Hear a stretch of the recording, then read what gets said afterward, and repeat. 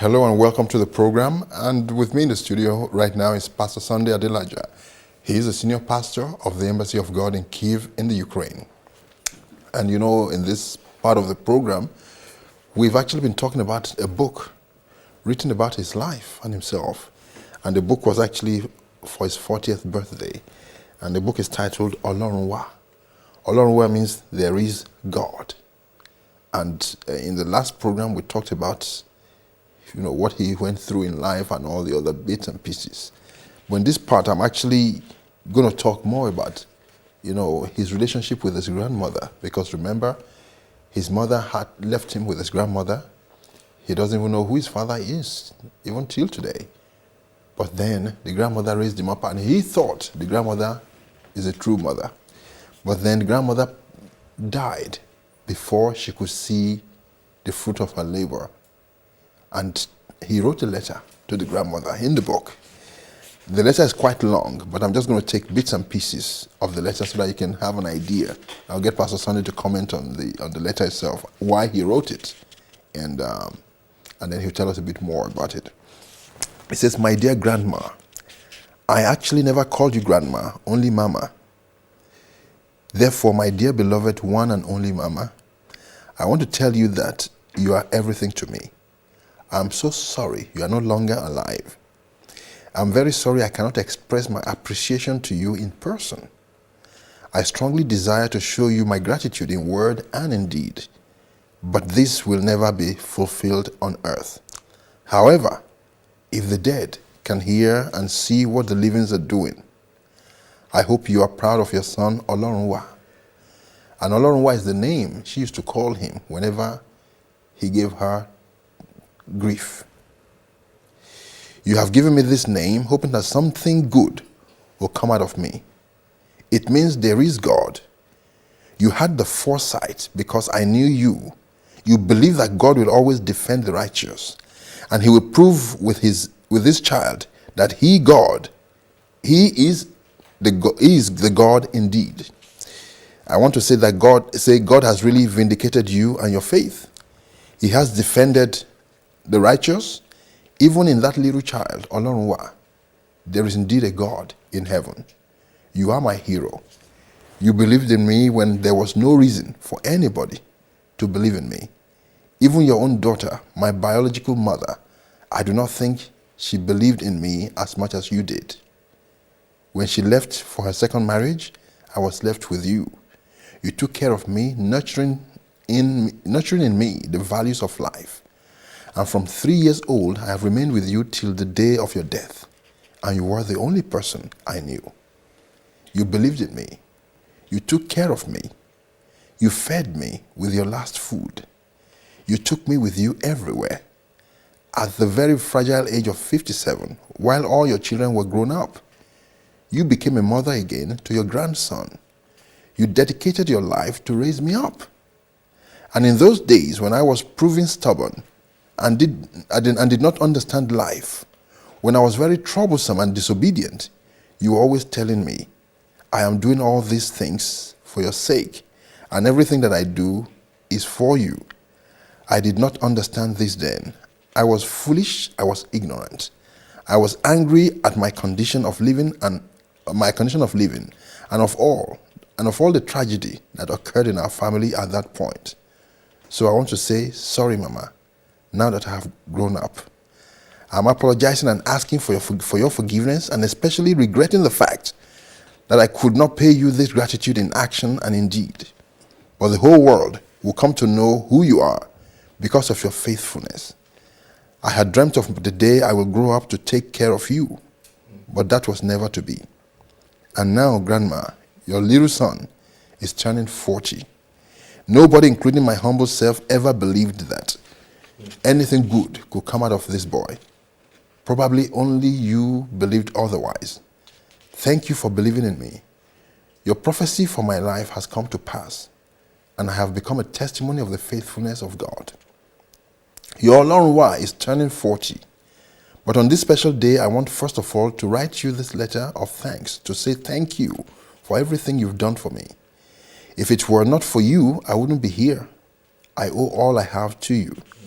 I can't hold back the tears as I write this letter because my biggest dream in life was to grow up and to prove to you that all your efforts were not in vain and all your sacrifices for me were not in vain. But it so happened that you did not get a chance to see how I stopped misbehaving, how I began to study well, and how I was called by God to serve Him.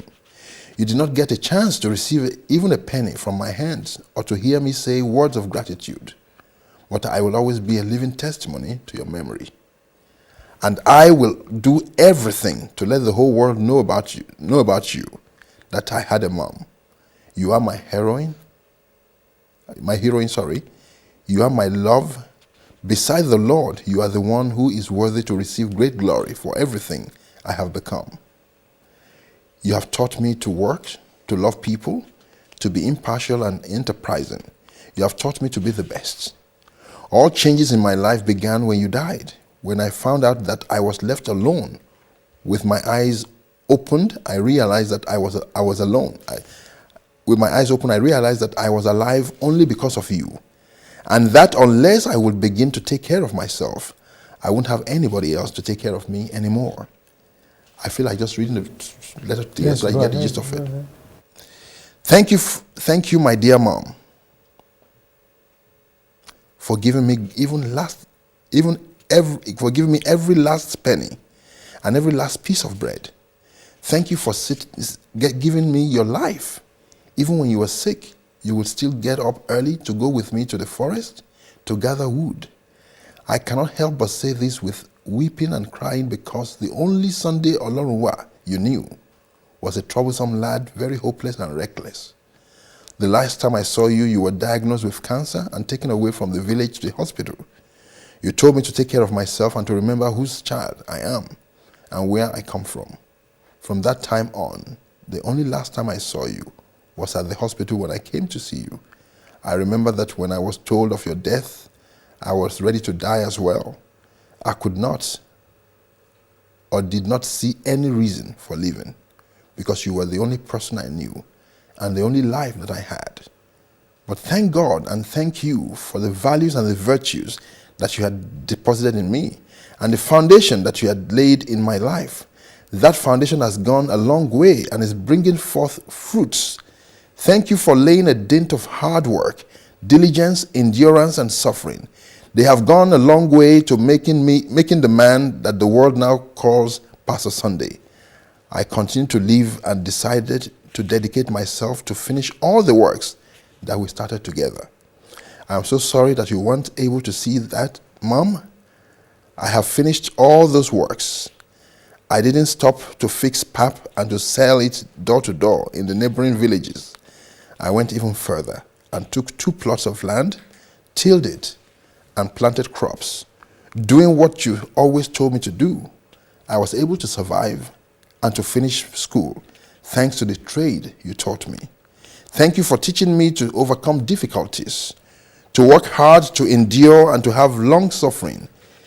You are the only life that I knew. You were my mom, my friend, my dad, and my grandma. I will never forget our room and the floor on which I slept until I was 15. I will never forget how we went to the forest to gather woods, how you raised me and took me along with you everywhere you went. I want to thank you once again. I appreciate everything you did for me. I love you. God bless you, Mama, and rest in peace. My loving memory to you, Pastor Sunday. That is serious. I read the book. I was really blessed. I was touched by it. And I really thank God for your life. What can you tell us about the letter, first of all, then we'll go and talk about the charity itself. I had nurtured in my heart, away from everybody else, the memory of the person I own everything to. But people will see me in the university, in the dormitory, in the TV station, as a pastor, on the stage, in the office, and they will not know the story behind the man. Yet, in me, I always carried something that was personal to me, and it all evolved around When will God give me the chance and opportunity, even if she's no more here, to still be faithful in her death and in her absence to her? That even in her death and absence, to still keep my faithfulness and my word. That I had planned to do this, but it didn't just remain a plan, but it's a plan that is executed. I had waited, I had endured and struggled and worked and labored to be able to get to a point when I will still be able to express that gratitude, even though she's no more here to appreciate it. But I assumed maybe somebody will appreciate it. Maybe somebody will not be so callous to their loved ones as I was callous to mine. Maybe somebody will not be as ruthless to the person that bore them and sacrificed for them like I was ruthless.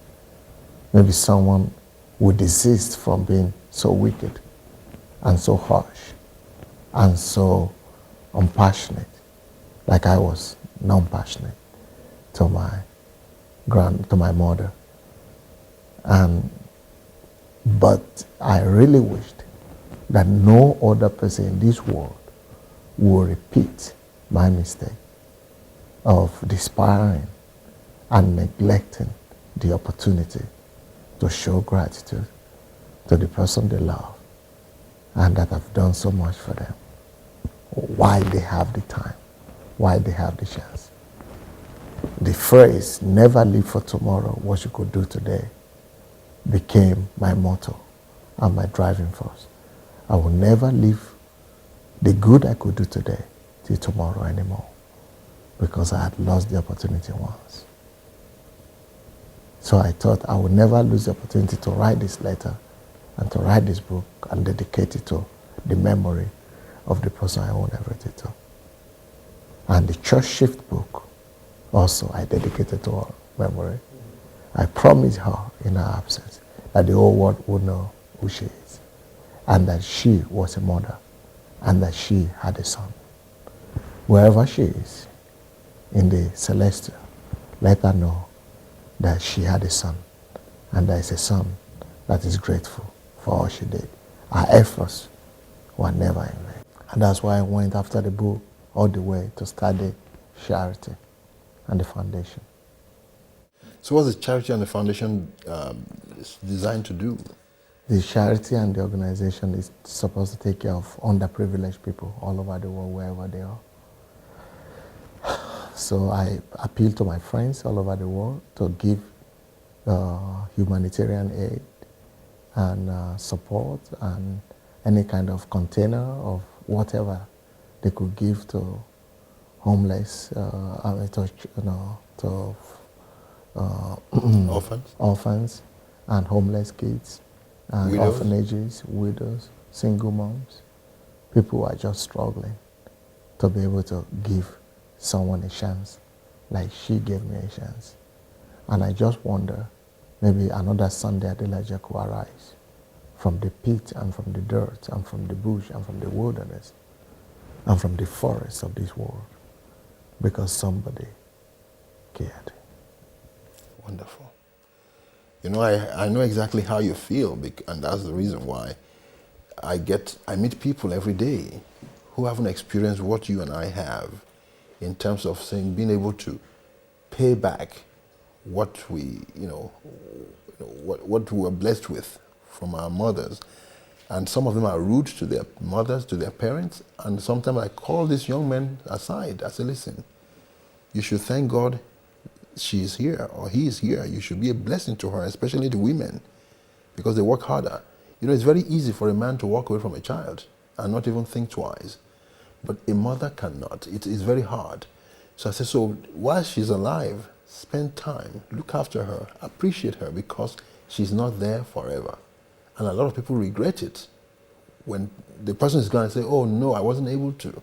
And that's what happened to us. So that's why I keep praying that people will learn and just be a blessing to their parents, especially their mothers, and just look after them whilst they're still alive. And like my mother said, whatever the bird eats is what the bird flies with. So whatever you bless the bird with, whatever you feed your mother with is what she remembers you with, at departure. So how can people actually locate the charity and support it?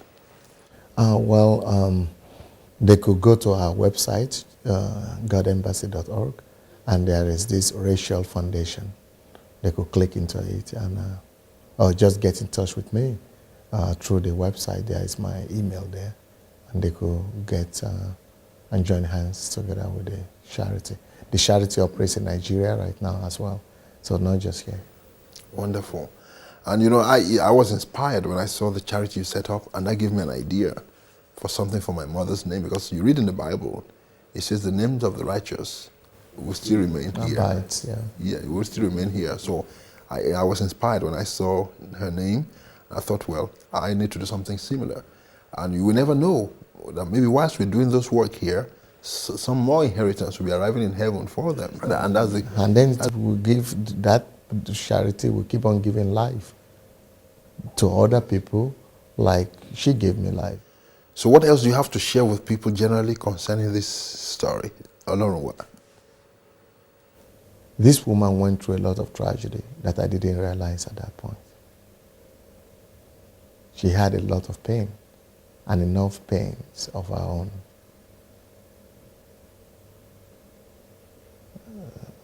No. She had enough pain to just be in depression and not even mind, not even notice me that I was alive. But the fact that I did not appreciate what she did, talk less of try to comfort her, that was wickedness.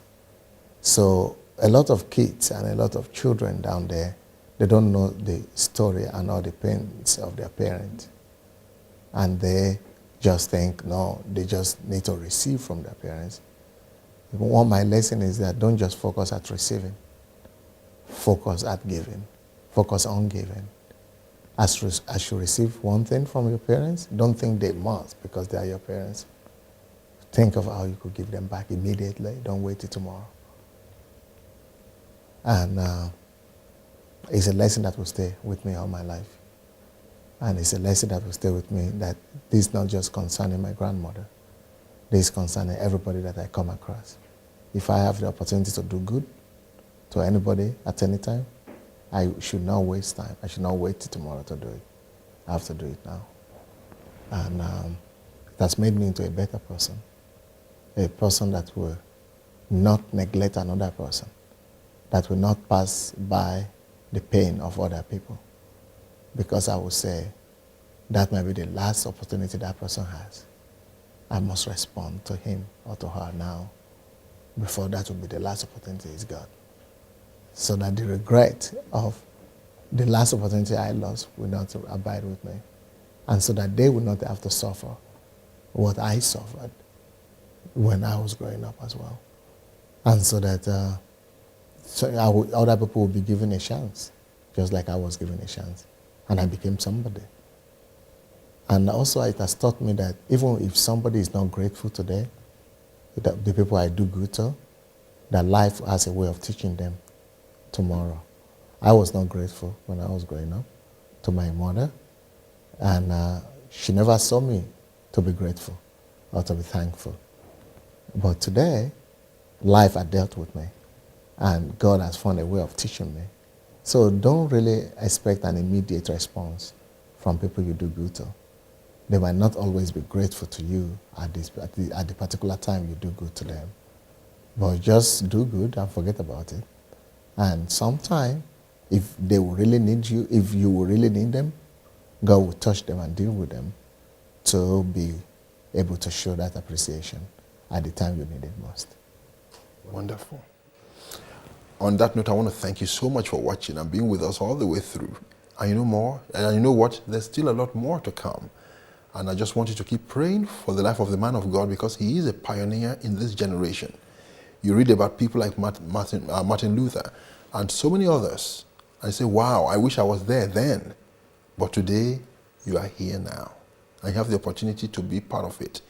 That's why when I read a book about the life of the Apostle Babalola, who was a great revivalist in the 1930s in Nigeria, I thought, wow, I should have been in that company. Because it was awesome. I should have been in that company. It was an awesome thing to read about those guys. They did great things.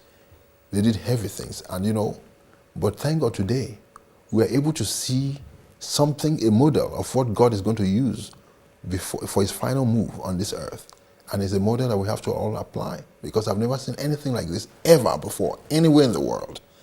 But I'm convinced beyond any reasonable doubt, like they say in a law court, that this is the style that God is going to use. I want to pray for you that God will continue to lift you high and bless you and use you to the glory of his holy name as you continue to humble yourself under his mighty hands, and that God will give you the grace to step this way. Come over to Kiev and have a look at what is going on the ground. It would inspire you, and it will transform your life and your ministry to the glory of God's name. Thank you so much for watching, and we'll be back your way pretty soon. And whatever you do, keep loving God and pressing deeper into him. Thanks for watching, and bye for now.